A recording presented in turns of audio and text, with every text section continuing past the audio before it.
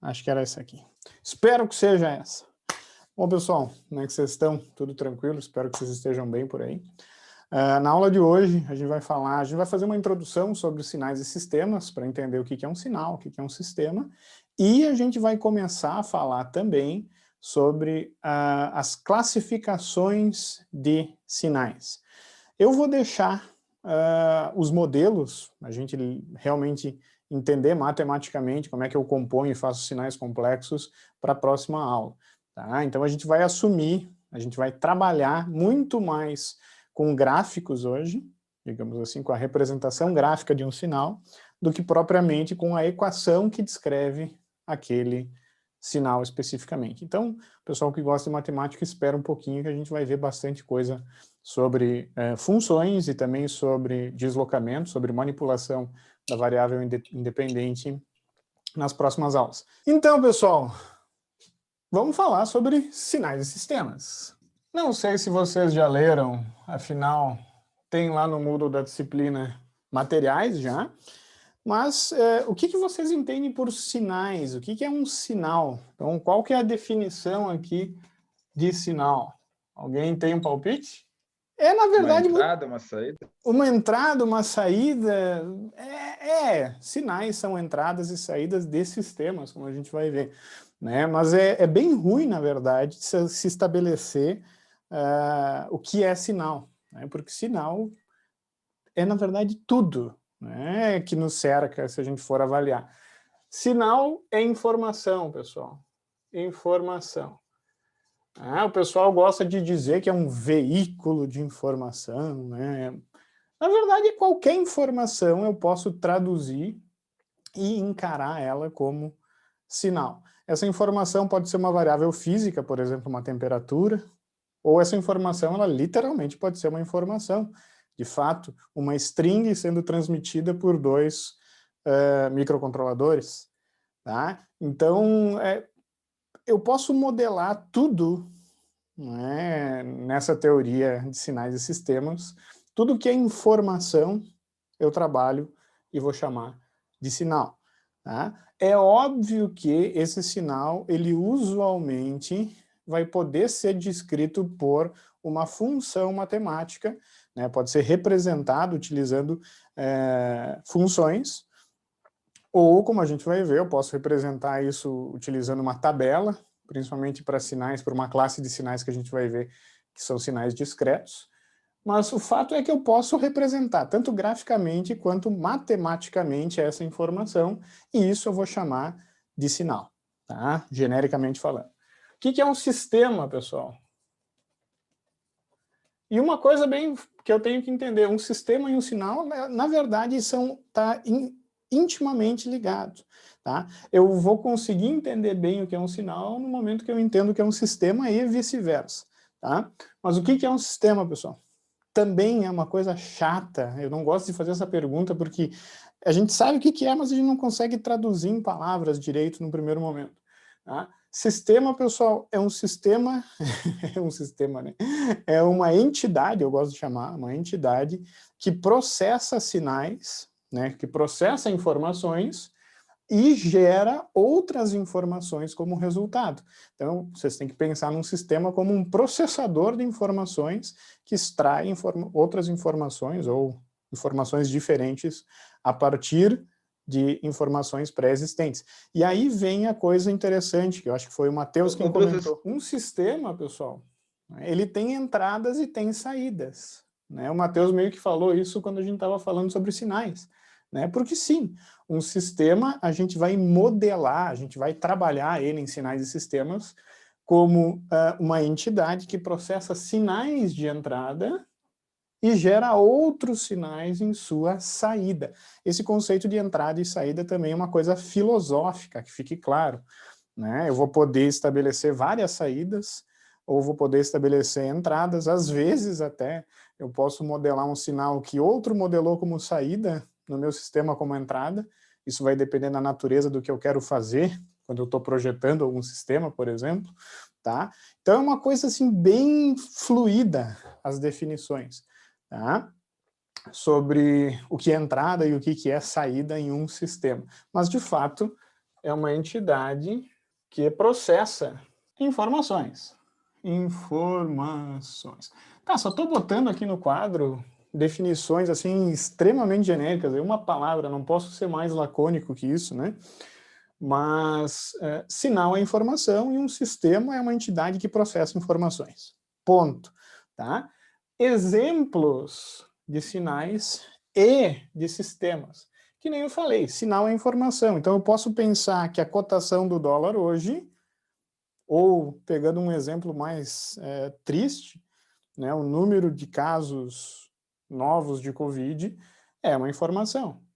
Né? Então eu posso estabelecer uma tabela ou inclusive um gráfico que me diz aí o número de novos casos de Covid-19, tá? E eu posso fazer um sistema que processa essa informação e gera o que a gente também conhece do noticiário de média móvel. Né? Então eu posso pegar, fazer a média das 2 últimas amostras, então eu tenho uma média aqui. Fazer a média das últimas 2, eu tenho uma média. Média das últimas 2, eu tenho uma média aqui. Dessas 2 vai dar um pouquinho mais. Dessas 2 vai dar um pouquinho mais. Então, se vocês olharem, até deixa eu botar aqui esse meu filtro de média móvel é um sistema na teoria de sinais e sistemas. Por quê? Porque ele vai processar uma informação, no caso, o número de novos casos hoje, vai fazer cálculos, vai fazer processamentos e vai gerar uma nova informação que, obviamente, nesse caso, tem íntima relação com os dados de entrada.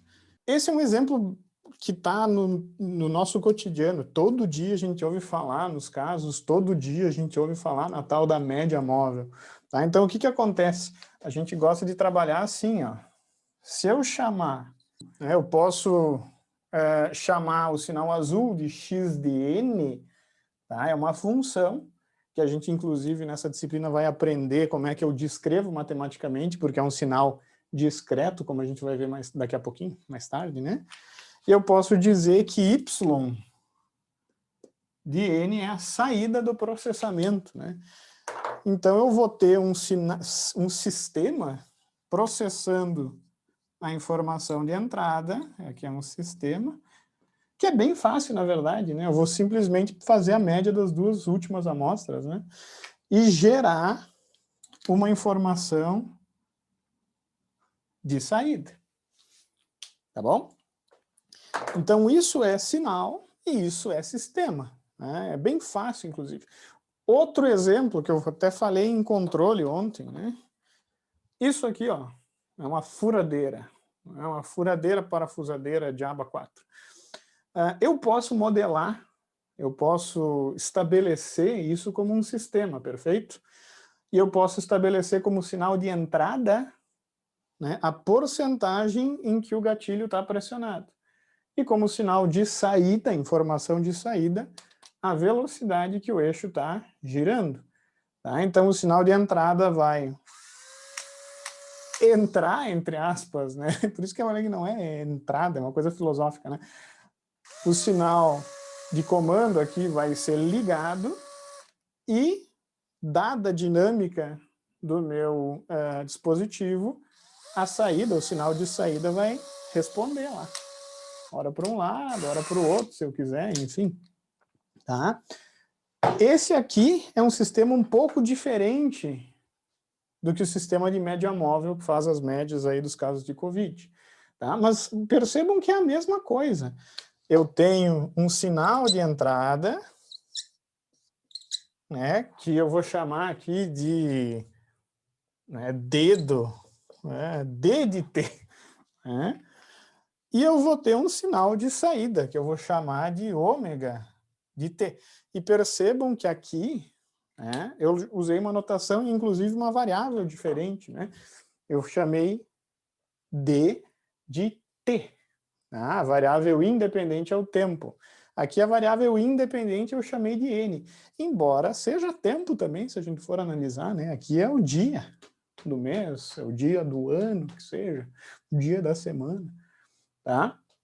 Só que a gente tem que ver uma diferença básica entre esses dois sinais. A gente tem que perceber isso, tá, pessoal? quando eu estabeleço uma análise temporal de uma grandeza física, tá, esses gráficos eles vão ser diferentes, né, do que os gráficos dos números aqui de novos casos. Por exemplo, eu tenho aqui, ó, tempo menos 1, tempo menos... Tempo menos 2, tempo menos 1, tempo 0, tempo 1, tempo 2, tempo 3. Como é que foi o sinal aqui que eu apliquei na entrada da minha furadeira, né? O sinal D de T, que é a porcentagem do meu gatilho, começou em 0% até o tempo 0. No tempo 0, eu meti 100% o dedo no gatilho, né? Daí alguém deve perguntar, oh, professor, isso aqui não é bem assim, né? Porque tu pressionou, então, uma rampa. Tá! Vocês estão querendo ser mais real do que o rei. Tá? Eu sei que isso aqui não é um salto perfeito, mas vamos imaginar que é porque eu tô afim, né? E aí vem uma coisa interessante, que o modelo do sinal, a função que descreve o sinal, muitas vezes é estabelecida por conveniência, ou pela minha precisão na representação, se eu quiser. Eu posso estabelecer isso como uma rampa? Posso estabelecer isso como uma rampa, não tem problema. Tá? Mas é mais fácil pensar que isso aqui é uma coisa que liga. Tá? Pequenas diferenças, né? Mas isso vai muito do meu... do meu cri-cri aí, do quanto eu quero... Isso vai muito de quanto eu quero modelar bem aquele sinal. Né? Isso aqui lembrando que é um modelo. Isso aqui não se aproxima da realidade. Não é uma coisa... Isso aqui são sinais, funções ideais. Tá? A resposta da velocidade aqui até é difícil de ver, porque vai bem rápido, né? Mas se eu tivesse uma exigência de torque maior, vou tentar fazer isso aqui. Deixa eu até queimar, rapaz. A resposta não acontece instantaneamente. Né? Acho que fica mais fácil de ver. Eu usei esses exemplos em em controle ontem, eu gostei bastante. Talvez fique mais fácil de ver nessa furadeira aqui, ó. Não sei se vocês vão ouvir o som. Ah, não foi muito mais fácil. Mas, diferente do degrau, né, da minha velocidade ali no dedo, faz sentido entender que o giro não vai começar instantaneamente. Né? A coisa vai demorar um pouquinho para ganhar velocidade. Esperem aí. Esperem aí. Vai ficar mais fácil, né? Porque esse aqui é um sistema que está sujeito a uma... Eu não sei se isso aqui é 220 ou 110. 110. 127, no caso, tá, pessoal? Antes que alguém me corrija. Ó. Então, tempo 0, tempo menos 2, tempo menos 1, tempo 0. Ô, louco, tá travado. Pronto. Tempo menos 2, tempo menos 1, tempo 0. Ficou bem fácil de ver agora, né? Vou ter que ver aí.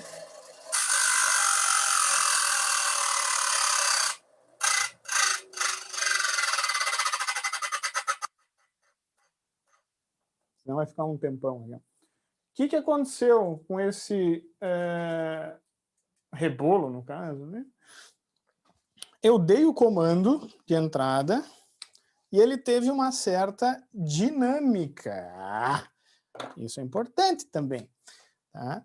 Essa dinâmica não foi instantânea. Então, esse filho da putinha aqui, ele é 3.450 RPM. Então, na verdade, a rotação ela foi até chegar num valor de 3.450 RPM. Tá? Mas percebam a diferença entre esses dois sinais aqui e também são sistemas diferentes. Tá? Esse sinal aqui ele é conhecido como sinal discreto no tempo. Por quê? Por que ele é um sinal discreto no tempo? Porque eu só tenho aqui, ó, só em determinados momentos, né? A atualização é diária, né? Eu só tenho em determinados momentos um valor definido para ele.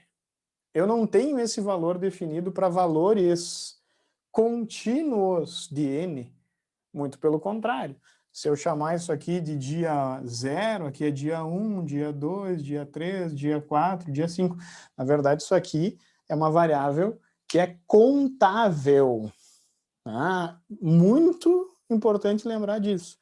A variável independente desse sinal aqui é contável. Se eu estabeleço um intervalo, eu vou conseguir contar quantos valores eu tenho dentro de um intervalo finito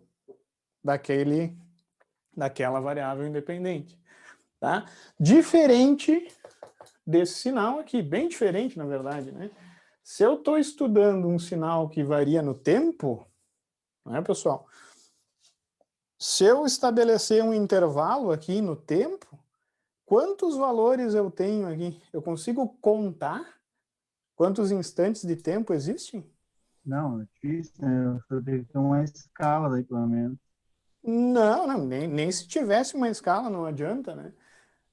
Por quê? Porque não importa o quanto eu diminua esse intervalo, como a minha variável independente é uma variável contínua, né, eu sempre vou ter infinitos valores, né? Não importa o quanto eu der um zoom, eu gosto de pensar, vamos dar um zoom aqui, né? Tá? Diferente desse sinal. Esse sinal eu consigo contar, tá? Os valores aqui dependendo da variável independente. E esse carinha aqui eu não consigo. Tá? Então o que acontece? Esses sinais aqui, ó, que estão envolvidos nesse sistema que é o meu motor, aqui, entra porcentagem, sai velocidade, são sinais contínuos. E esses sinais aqui são sinais discretos. Isso tem única e exclusivamente a ver com a natureza da variável independente, tá, pessoal? Isso é bem importante. Quando eu classificar um sinal como contínuo ou discreto, isso não tem a ver com a amplitude. Nada a ver com a amplitude. Tem a ver com se eu consigo contar ou não os valores num intervalo finito da variável independente daquela função. Tá? Então, essa é a principal definição, tanto para sinais quanto para sistemas, pessoal. Tá? Porque isso vai modificar a forma com que eu ataco o problema na hora de analisar esses sistemas, tá? Inclusive na hora de descrever os sinais. Tá? Essa é a grande, né, diferença que eu tenho nessa disciplina. Os sinais, eles podem ser sinais contínuos ou sinais discretos. Apenas uma das 4 definições importantes que a gente tem. Obviamente, sinais contínuos, eles são definidos para conjunto incontável. Sinais contínuos são definidos para um conjunto incontável de valores de sua variável independente. E aí que tá, pessoal. É importante vocês lembrarem, né? A variável independente é o que está aqui dentro das parênteses ou dos colchetes, né? Na verdade, no estudo de funções, é o domínio, né, da função, tá? Que são mapeados para gerar o contradomínio, que aqui em sinais a gente usualmente vai chamar de tempo, né, para variável independente, e amplitude, normalmente, para os valores realmente, né, do contradomínio dessa função, que é basicamente o y aqui, o x. Tá? Por quê? Porque eu falei para vocês que a gente vai sair um pouquinho da matemática brutal, embora seja importante, né, trabalhar realmente formalmente na matemática, mas a gente vai começar a falar mais a nomenclatura de engenharia, né? Eu não vou falar aqui, esse carinha aqui, o domínio, contra-domínio, não. Eu vou falar aqui que a amplitude da rotação foi tal, a amplitude de tensão ou de corrente, né? Então, aqui são a amplitude dos valores, né? Amplitude. Só para a gente falar a mesma língua, né? Obviamente que os sinais discretos, eu nem preciso definir, né? Mas eu vou escrever, porque eu vou escrever, né? Então, os sinais discretos, eles são definidos para um conjunto contável de valores. Eu vou colocar só da variável independente. Pessoal, tá gravado isso, né? Então, eu estou falando, isso aí vai entrar na mente de vocês logo mais, né? Tá? Então, isso sim, isso é bem importante. Entender o que é um sinal discreto e entender o que é um sinal contínuo. Porque esse entendimento também vai classificar os sistemas. Um sistema contínuo é um sistema que processa sinais contínuos e um sistema discreto é um sistema que processa sinais discretos. Tá?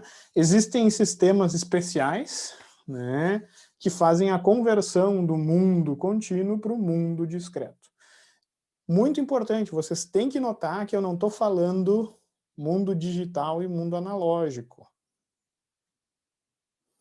Estou falando contínuo e discreto.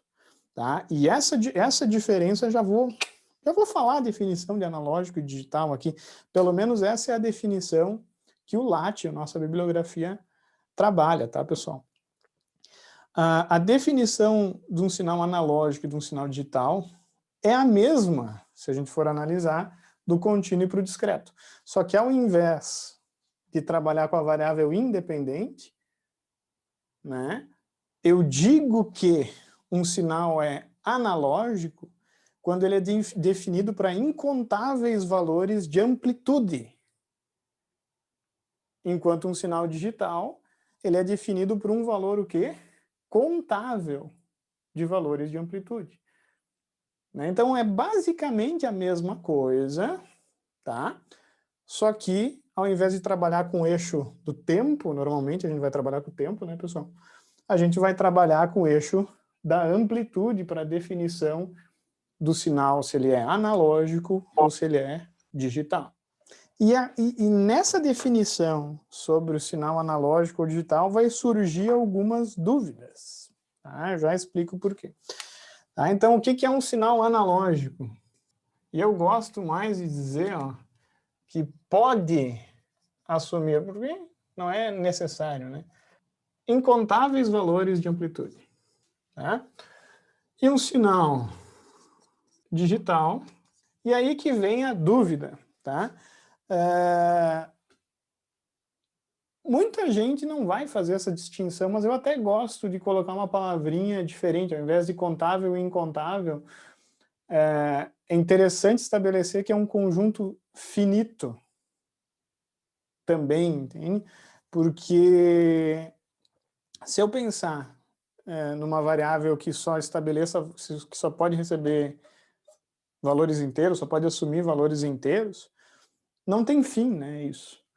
Só que a definição de digital, né, eu prefiro particularmente, Renan, né, definir como assim, pode assumir uma quantidade finita, né, quantidade finita de valores de amplitude. Isso facilita um pouco a definição, tá, do que é um sinal analógico e digital, embora seja um pouco diferente daquilo que a gente viu para a continuidade de um sinal. Tá? O que acontece com um sinal que ele é analógico?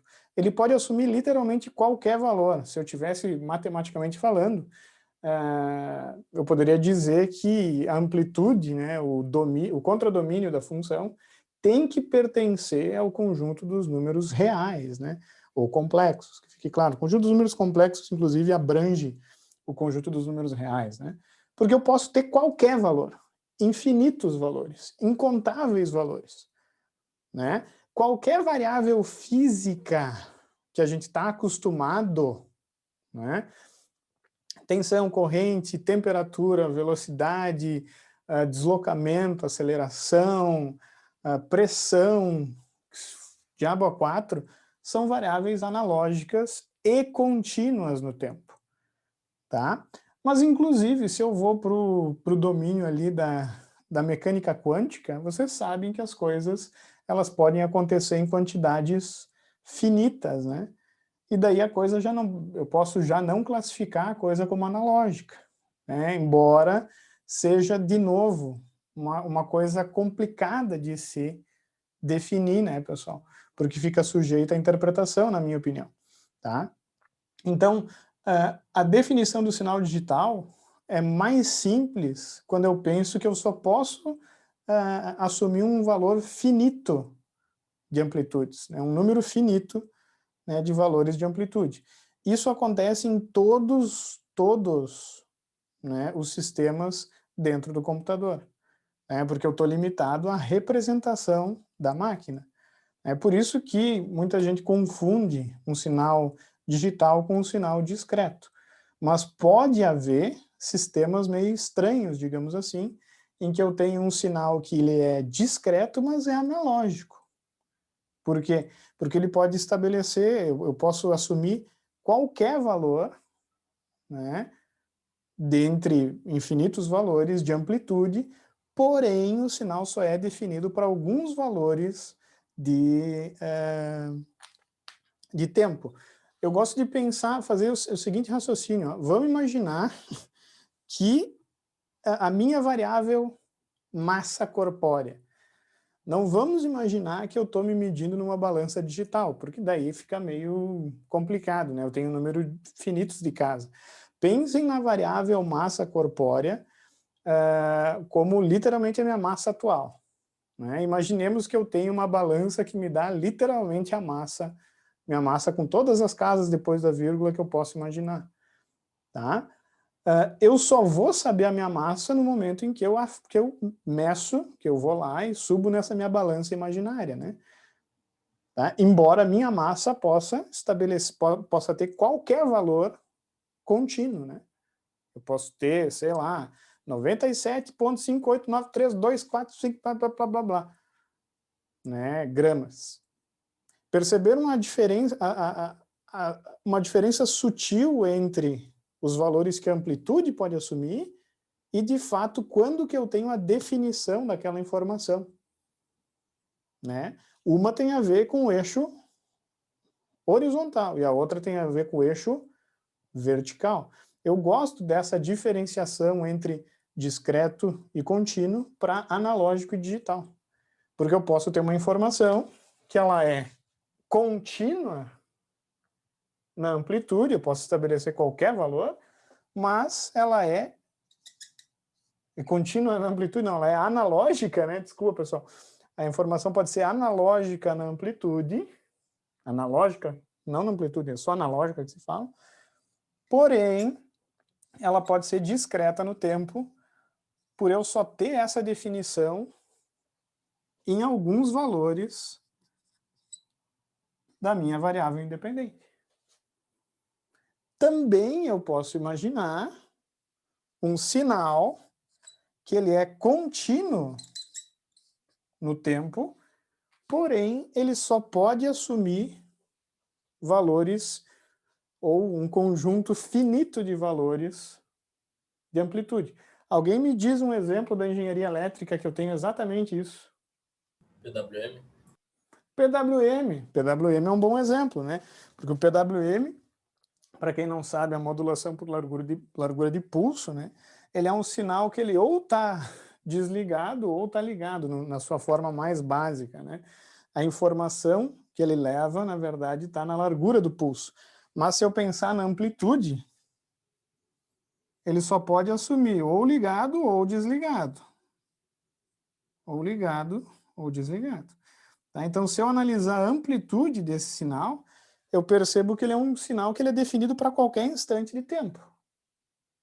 Porém, ele só pode assumir um conjunto finito, nesse caso 2, valores de amplitude, 0 ou 5 volts. E percebam de novo que isso é muito mais de como eu quero modelar o PWM do que outra coisa. Porque se eu der um zoom no tempo, vocês sabem que isso aqui não é uma reta, é uma rampa, né? Mas enfim, a gente não precisa ter essa... não preciso ser tão chatinho na hora de estabelecer. Se eu digo que isso aqui é um circuito digital e quero trabalhar ele realmente como um sinal digital, de fato, eu só tenho 2 níveis, né? Falso e verdadeiro. Tá? O que acontece? Quando eu estou trabalhando, por exemplo, com o conversor AD do Arduino. O conversor AD do Arduino, ele tem 10 bits, né? Significa que ele só consegue representar 2 na 10 valores. Eu não consigo mais do que isso, é um conjunto finito, tá? Só que diferente desse sinal aqui, o meu AD eu consigo mais representações, mas mesmo assim é um valor finito. Eu não vou poder ter qualquer valor. Eu vou acabar caindo sempre nos mesmos valores de acordo com a quantização daquele sinal. Porque só vai cair em múltiplos, né? Mas na base 2, né? Em certos valores. Isso aí, na verdade, é comum. Isso aí, quando eu trabalho com conversão, isso aí é o ruído de quantização. Eu nunca vou cair exatamente no valor que eu estou mostrando dentro do computador. Eu sempre vou bambear para os steps de quantização, né? Para um valor digital, né? Tá?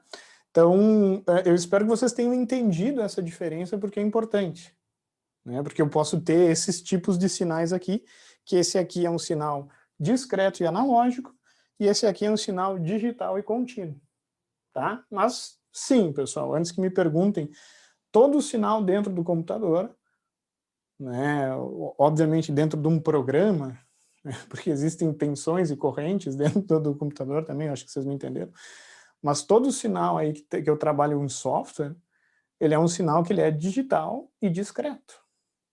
Tá? Assim como a maioria dos fenômenos físicos são analógicos e contínuos. Tá? Então fica essa diferenciação, ela tem que acontecer, tá bom? O que acontece também, pessoal? Os sinais, eles podem ser classificados em periódicos e não periódicos. Tá? O que é isso? Periódico e não periódico. Tá? Se repete? Que se repete, exatamente. E mais, ele se repete em toda a variável independente. Tá? Então, um sinal periódico,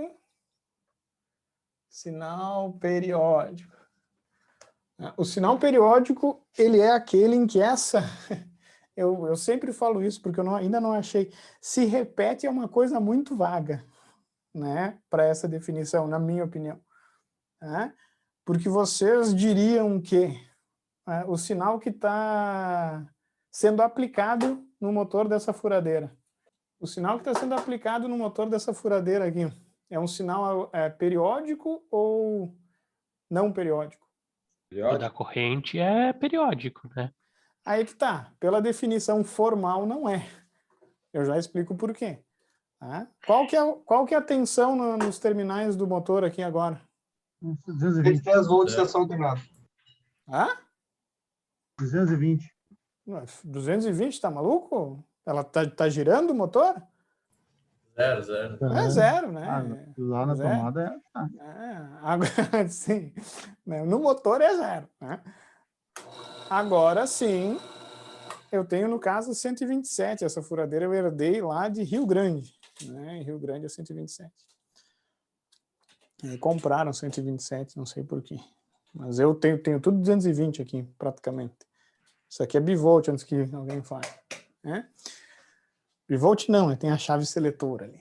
Os motores ele consegue fazer essas coisas. O fato é o seguinte, ó, pessoal, um sinal periódico ele tem que se repetir, como falaram, e está certo esse pensamento, em todo o tempo. Todo. Do menos infinito até o mais infinito. Eu já concluo que não existem sinais periódicos práticos, de uso prático pelo menos. Todos os sinais periódicos são sinais que só existem na matemática, né?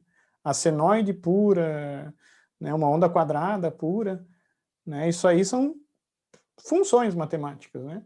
Mas de fato é impossível, né? Porque se eu pensar num sinal que já está lá ligado em menos infinito até mais infinito, não tem uso prático, né? A gente sempre trabalha no mundo finito, né? Digamos assim. Mas eles são sinais importantíssimos, matematicamente falando. Então, o sinal periódico é o sinal em que isso aqui é verdade. Ó. X de t vai ser igual a x de t mais ou menos, eu vou chamar de t0 aqui. Tá? Ou, se o sinal é discreto, x de n vai ser igual a x de n mais ou menos n. Você vai chamar de n0 aqui. Né? Eu não tinha... Eu era um alienado quando eu estava na graduação, né? Então eu nunca entendi essas igualdades, e é bem fácil de entender, né? O que diz isso? Isso diz que o x, nesse instante, dessa função, vai ser igual a x, né, do instante mais um valor, ou menos, tanto faz, um valor qualquer. Tá? Então, se existe um t0 ou um n0 que satisfaça essas equações, o sinal é periódico. Então, fica bem claro de se entender para uma senoide, por exemplo. Ficou horrível isso aqui, né? Vamos imaginar que isso aqui seja 1 segundo. Se eu tenho x de t e x de t mais 1, esses valores são iguais para qualquer, para todo t, e aqui para todo n, para qualquer n, né? Na verdade. Não é para qualquer, é para todo mesmo. Para qualquer t ou para qualquer n que eu escolher, se acontecer, se existe um t0 ou um n0 que isso é verdade, que essa igualdade se estabeleça, o sinal é periódico. Tá? Então vamos imaginar o t valendo 0,5. 0,5 vai cair aqui, aqui, né? 0,5 mais 1 é 1,5, que vai cair aonde aqui? Aqui, ó. 1,5, ó. E, na verdade, se eu deslocar esse t para qualquer valor, os pontos sempre vão cair no mesmo lugar, ó. Eu vou usar uma cor diferente. Professor, mas isso aí é meio óbvio. Não é óbvio, porque vocês erraram. Né? Não é uma coisa óbvia, porque é matemática brutal. A definição de periodicidade é uma bosta, porque só vale na matemática, de fato. Então, o que acontece? Esse sinal aqui, ó, mesmo sendo periódico, parecendo periódico a partir de 0, ele não é um sinal periódico pela definição. Por quê? Porque ele não se repete para todo t ou para todo n. Então, cuidado com essa definição, tá, pessoal? Cuidado. É matemática, é meio chato. Espero que vocês tenham entendido. Uma coisa que vocês não estão tão acostumados, um sinal discreto periódico, né? Ah, qual que é o nome que recebe o N0 e o T0? Alô? Período. Período fundamental, né? Qual que é o período fundamental desse sinal discreto? E um sinal discreto, pessoal, o período é dado em amostras, não é dado em segundos, né? Eu meio que estou fazendo as coisas entrar por osmose, né? Eu nem falei amostras e tal, mas vai ser meio óbvio daqui a pouco. Qual que é o período desse sinal aqui? Do sinal F de N em homenagem ao Ferreirinha. Aqui é 0, 1, 2, 3, 4. Menos 1, menos 2, menos 3. Que valor eu boto aqui que faz com que essa equação seja verdadeira? 4. 4, meio óbvio também, né? Às vezes não é tão óbvio, né? Mas se eu pegar x de n para qualquer valor, no caso f, né? E f de n mais 4, isso aqui sempre é verdade, não importa o valor que eu colocar aqui em n. Para qualquer valor de n, isso aqui é verdade. Então, esse é um sinal periódico, tá? Cujo período é 4 amostras. Tá? Esse aqui não é um sinal periódico, tá, pessoal? Tá, óbvio que eu não não continuei a desenhar ele, né? Mas, primeiro, eu não vejo nenhum padrão de repetição, óbvio, e mais, né? Não existe nenhum valor de T0 aqui, e N0 no caso, que eu coloque que a igualdade seja obedecida.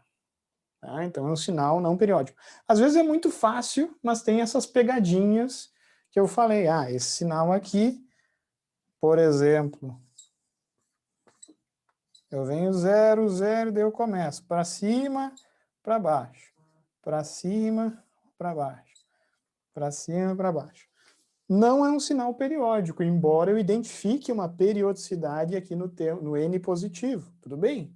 Ele se repete, mas isso não acontece para todo N.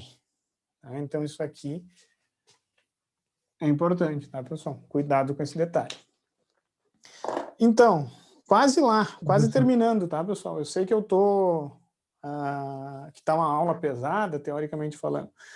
Mas a gente já falou sobre sinais analógicos e digitais, contínuos e discretos, periódicos e não periódicos, por consequência.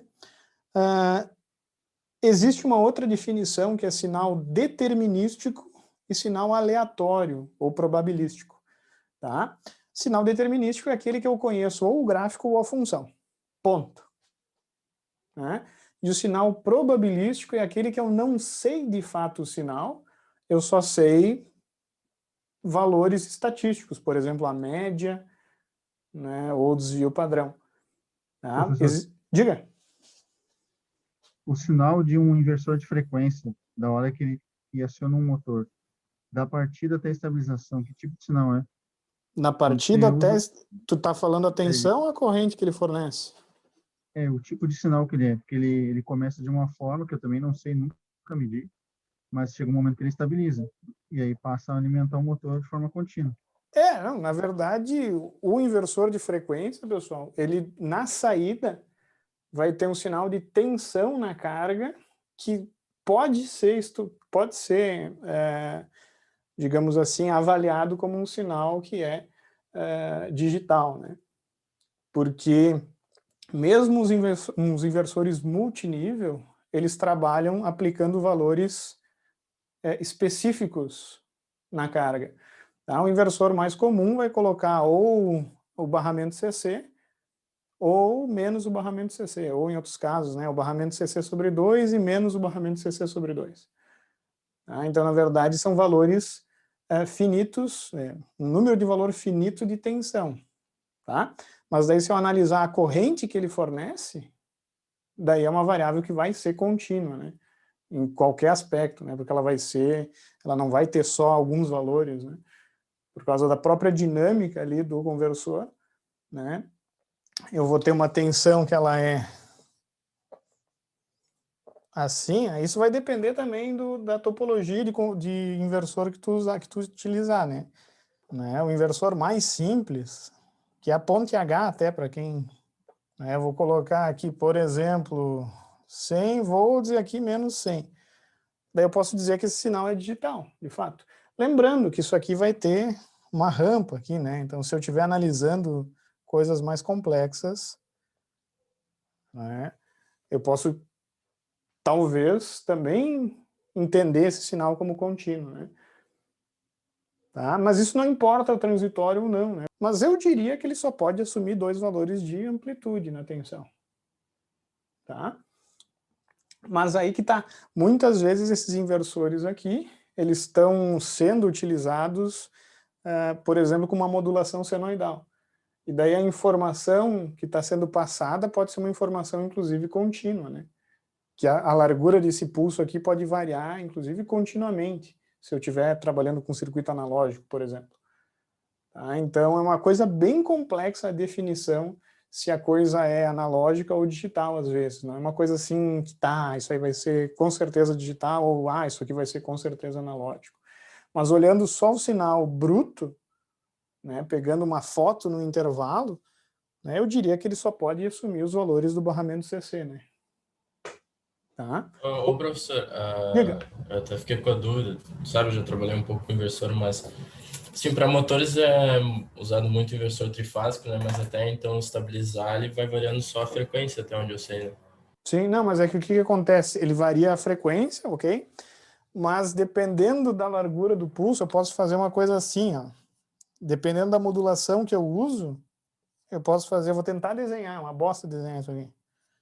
Eu posso fazer uma coisa assim, ó, para emular uma senoide, entende? Não, sim, exatamente. Tá? Mas daí, e olha como é meio chato, porque tudo bem, ele vai assumir valores, né? Ele vai assumir valores fixos, mas se eu pegar e analisar a coisa em um intervalo, e tipo fazer uma média, eu percebo que a coisa tem um comportamento senoidal, né? Por isso que é muito chato de às vezes, estabelecer se o sinal é analógico ou digital, né? É complicado mesmo. Tá? É complicado mesmo. Então, a amplitude média aqui ele pode mudar, né? Óbvio, para controlar uma máquina CA, pessoal, vocês vão aprender isso com o professor Canali, né? Eu tenho que fazer um controle usualmente VF. Eu mudo a frequência em conjunto com a amplitude que é aplicada na máquina elétrica. Tá? Então, na verdade, é um controle VF. É bem chato Mas de daí, fazer. essa frequência que varia é da senoide de referência, não é da modulação, né? Isso. Não tem a ver com a frequência de chaveamento, tá, pessoal? Tem a ver com a tensão que eu quero aplicar, a frequência da tensão que eu quero aplicar, digamos assim, não no chaveamento, mas de fato na modulante, né? É bem complicado de explicar isso, tá, pessoal? Porque tem toda uma teoria, tem uma cadeira só para falar sobre inversores, né? Então é bem chato mesmo. O controle de máquinas elétricas não é um ramo simples da engenharia elétrica. Tá? Mas é legal que vocês tragam esses exemplos, porque daí isso faz a gente pensar. E faz também vocês perceberem que, às vezes, essas definições aí, elas são só para... Porque se eu quero trabalhar com... Se eu quero modelar esse carinha como um sinal contínuo, às vezes eu posso modelar. Né? Então, o sinal PWM, por exemplo, eu posso pensar na largura do pulso e não na amplitude de tensão. E daí eu posso trabalhar como aquele sinal do gatilho, ó, que pode ser até contínuo, embora esse gatilho vá gerar um PWM aqui dentro. Entende como a coisa é complexa, né? Eu apaguei isso aqui sem tirar a foto, né? Deixa eu desenhar de novo. E existe uma última definição para terminar isso aqui, tá, pessoal? Que é sinal de energia e sinal de potência. Mas como essa definição ela exige cálculos matemáticos, né? E os cálculos matemáticos dependem de uma descrição matemática da função, não só, né? Posso trabalhar também com o gráfico, que fique claro. Eu sempre deixo essa definição de sinal de energia e de potência para falar depois dos modelos de sinais. Então, na aula que vem, a gente vai falar das funções, por exemplo, como é que eu descrevo esse sinal, né? Depois a gente vai falar sobre operações, e daí eu abordo novamente o que é a potência e a energia de um sinal, e daí a gente vai fazer essa distinção de sinal de potência e sinal de energia. Tá bom? Vocês têm alguma dúvida, pessoal? Professor, Diga. você disse que a gente vai usar o LAT como referência, né? O LAT como referência. Aí, isso aí está no começo da introdução ali. Tá no começo, tá no capítulo 1, tá, pessoal? Vocês vão ver que o LAT, até foi boa essa pergunta, que o LAT aborda um pouquinho diferente, né? E eu não gostei disso. Por quê? Porque a primeira coisa que ele fala, não sei por que cargas d'água, ele fala em energia e potência. Tá? Eu não vejo sentido falar em energia e potência que dependem da solução de uma integral se eu não sei descrever, por exemplo, esse sinal. Como é que eu vou calcular a energia desse filho da puta aí se eu não sei a função que descreve ele, né?